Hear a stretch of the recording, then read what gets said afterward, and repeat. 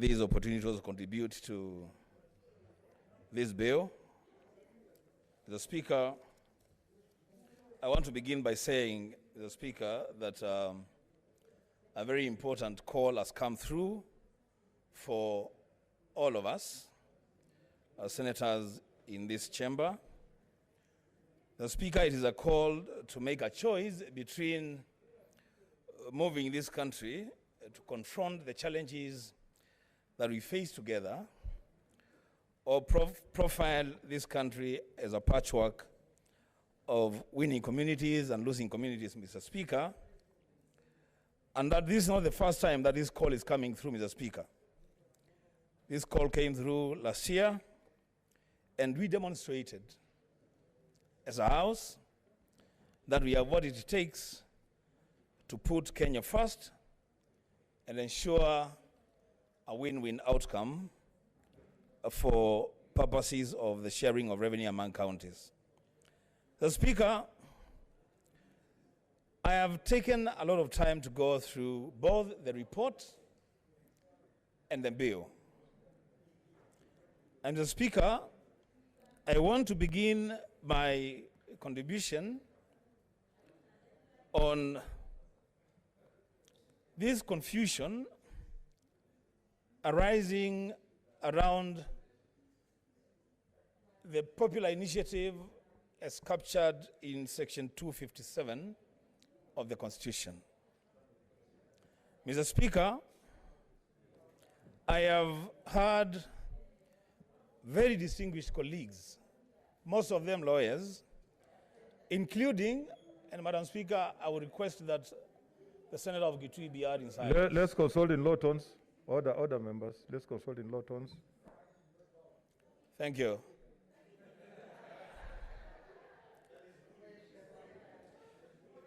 Thank you, Mr. Speaker. Mr. Speaker, I said I have had conversations among my colleagues on the matter of this being a popular initiative. And that, Mr. Speaker, no less than the chair of the co-chair of the joint committee went on record and said that the committee really agonized over whether really this was a popular initiative and how to deal with the bill. Mr. Speaker, I want to go on record that, Mr. Speaker, the body, the spirit, the mind, the soul of this document, the bill, is executive. That I must go on record. And that, Mr. Speaker, what has happened is that this bill has been clothed with our Wanjiku dress. When it speaks, you realize that's not Wanjiku's voice. It's a strong, heavy voice. This is an executive initiative. Let's just admit that and then process it as such. The Speaker, having said that, I want to say that the proponents of this bill, and the committee has captured it very well, have said that some 29 or so counties should have additional constituencies, but an expert opinion from the Kenya National Bureau of Statistics has brought evidence before the Joint Committee, and it is captured in the report, that 6 counties, including Meru, Kitui, Bungoma, Homa Bay, Kisii, and Nairobi City County, have been unjustifiably denied additional constituencies. The Speaker, that having been captured in the report as a submission by the Kenya National Bureau of Statistics, the committee has taken the next bold step And they have gone on record and said that the omission of constituencies and the allocation of those constituencies in the counties is unconstitutional. Mr. Speaker, I have a small challenge, Mr. Speaker. When the committee, in their report, tell us that we should go ahead and pass the bill. And my challenge is simple, Mr. Speaker. When the chairman of the co-chair of the joint committee stood here, he admitted that there are even typographical errors, reference errors. And I heard the co-chair, Mr. Speaker, to my dismay, asking and pleading to be allowed to harmonize the errors. And the question that I'm asking myself, Mr. Speaker, is who is supposed to give us the permission to do our work? Because, Mr. Speaker, the people of Kenya, under Article 1 of the Constitution, have delegated their legislative sovereignty and authority to us, the elected leaders. Yes, the people of Kenya, through collection of signatures and views, have said what it is that they want to be done on this document. But, Mr. Speaker, as a House of Parliament, and I'm very sure the executive must be very happy to hear senators and members of the National Assembly seeking permission from I don't know who to do their job.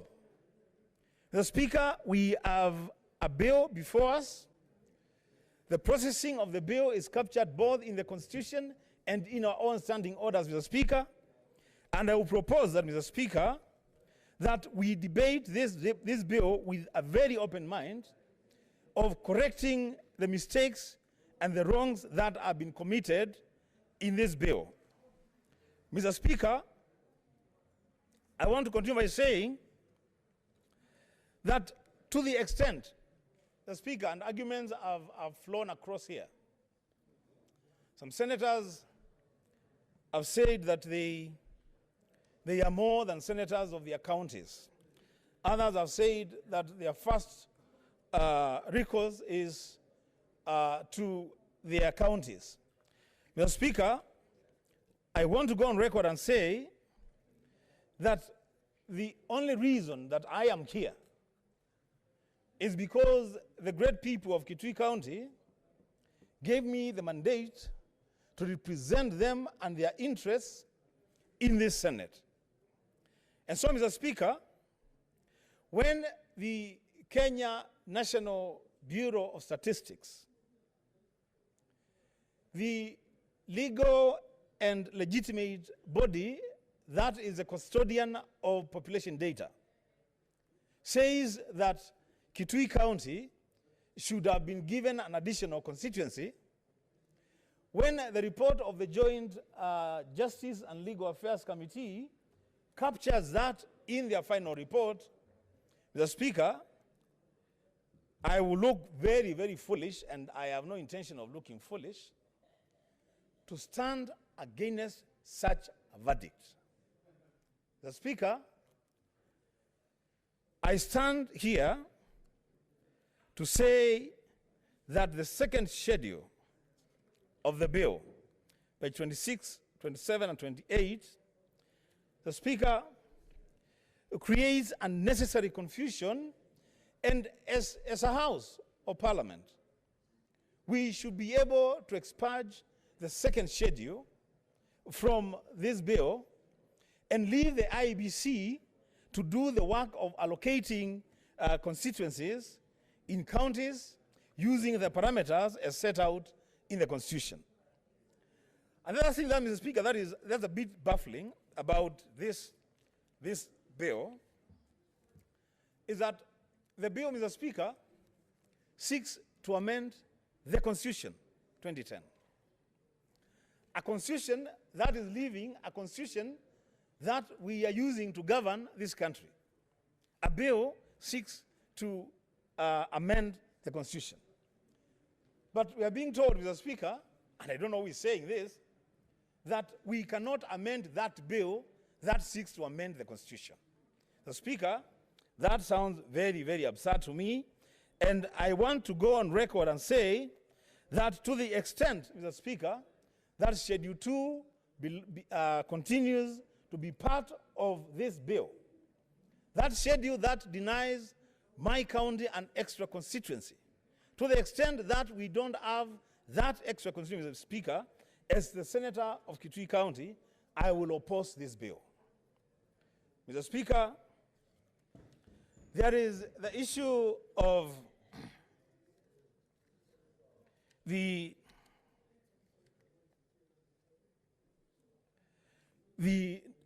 Kenya National Police Service Commission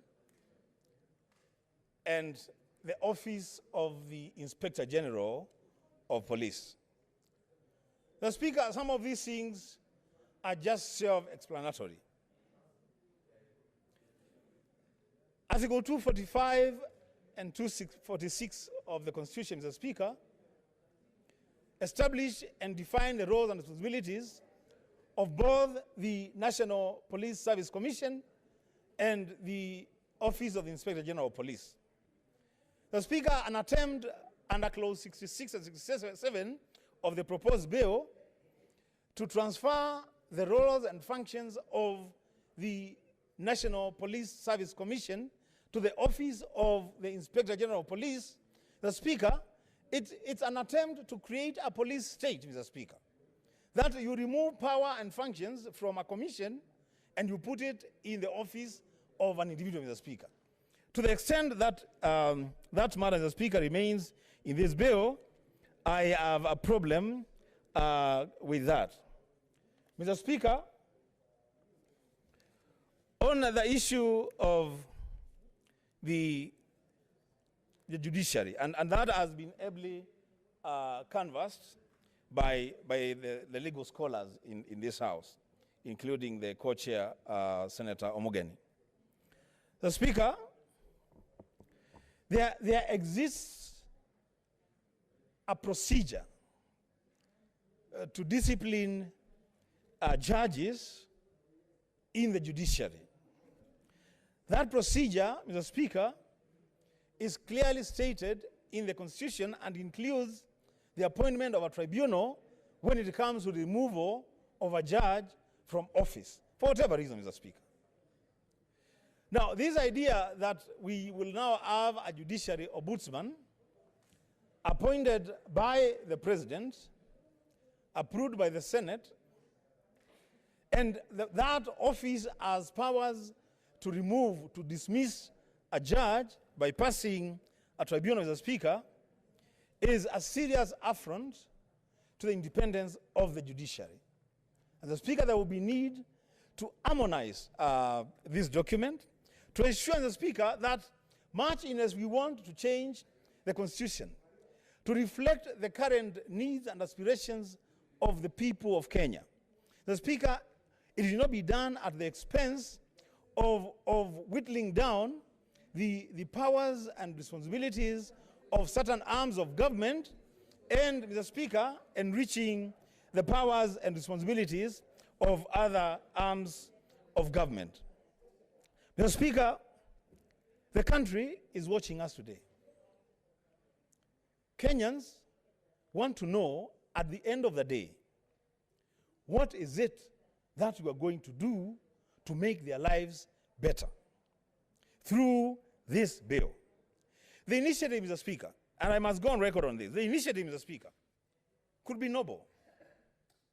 An initiative to expand the executive and create positions of authority and influence to ensure that no part of this country feels left out in government. It's a noble thing to do.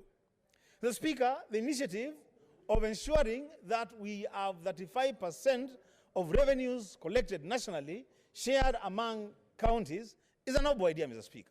Only that we may need to do a lot more in terms of administrative and policy interventions to bake a bigger cake so that we have that 5% to share among counties. But it's a noble idea, Mr. Speaker.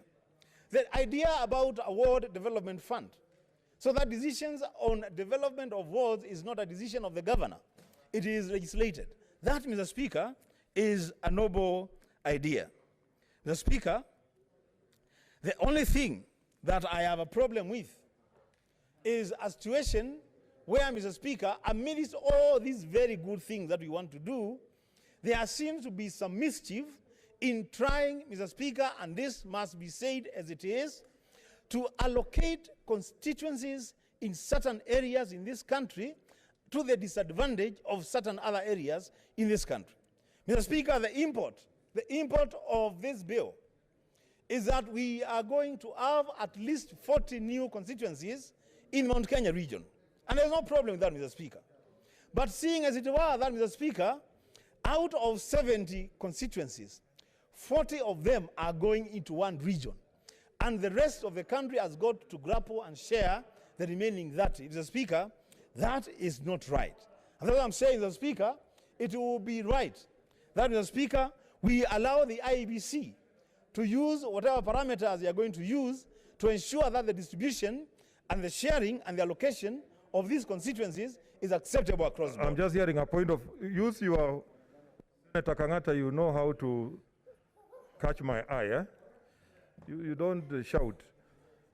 So Speaker, what is your point of order? Senator Kangata, Mr. Speaker. Where? So, Mr. Speaker, Mr. Speaker. Is it a point of order? Okay.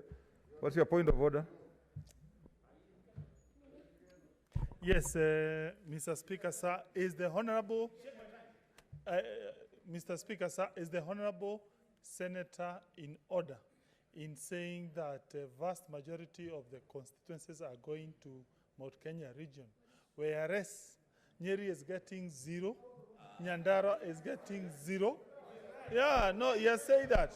Nyandarua is getting 0, Nyeri is getting 0, the Rakanidi is getting 0, Murang'a is getting 1. Order, Senator Kangata. In comparison to places like Keliki. Yeah. Hello, order, Senator Kangata. That sounds like a point of disturbance.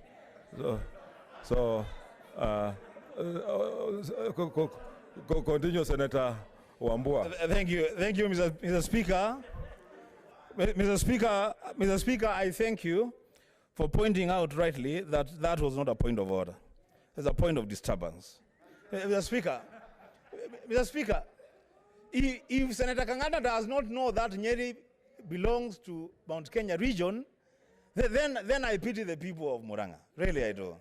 Because, Mr. Speaker, what I'm saying is, I'm saying it's a region, it's an entire region getting 40 constituencies.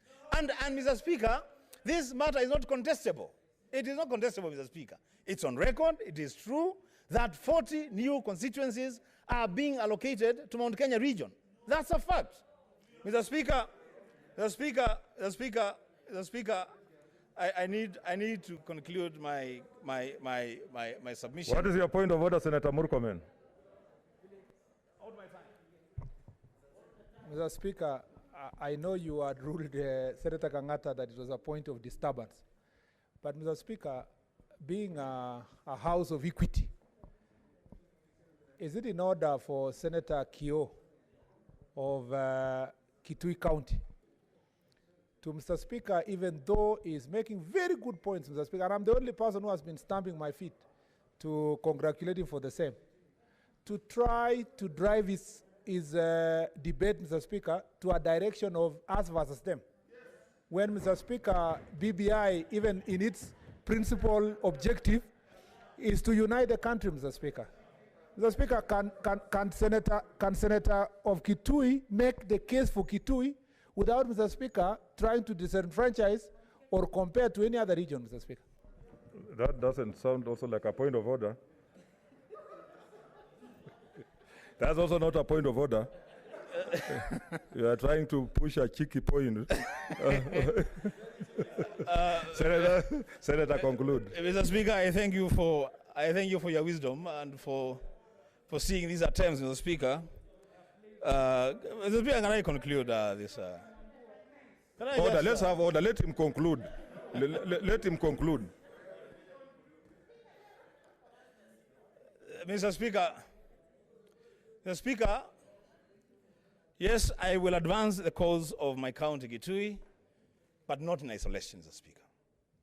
We don't live in Ireland, we live among other counties. And I've made my point, Mr. Speaker.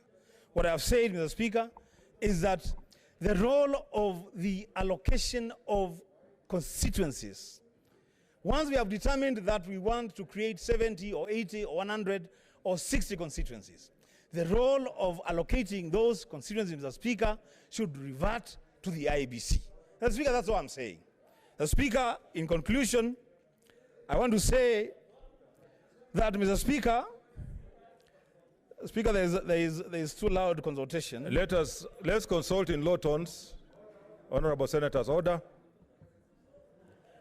Mr. Speaker, I want to say, Mr. Speaker, that yes, this bill, the initial attempt at bringing this country together, Mr. Speaker, was a very, very noble attempt. How I pray, Mr. Speaker, that even as we debate and maybe conclude on this bill today, this country will be left a lot more united than when we started. And Mr. Speaker, the only way that we can do that is for every arm of government, including the legislature, to undertake its role and responsibility respectively and respecting, Mr. Speaker, the boundaries that establish responsibilities and roles for other arms of government. Mr. Speaker, this House, the Senate, has distinguished itself, Mr. Speaker, as a House that has been able to crack very, very difficult situations. Mr. Speaker, this situation that we face today is not any more difficult than the things that we have dealt with before and dealt with them very, very successfully. As a Speaker, with those remarks, Mr. Speaker, I say, I hope there will be an opportunity. Order, Senators. There's a lot of murmuring. Okay. Mr. Speaker, I say that I hope there will be an opportunity to be allowed to move amendments so that we can pass this bill. Otherwise, Mr. Speaker, if that opportunity is not availed,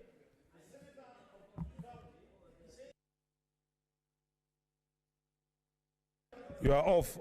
Your time is up. You are off. Senator, order. Senator Sakaja.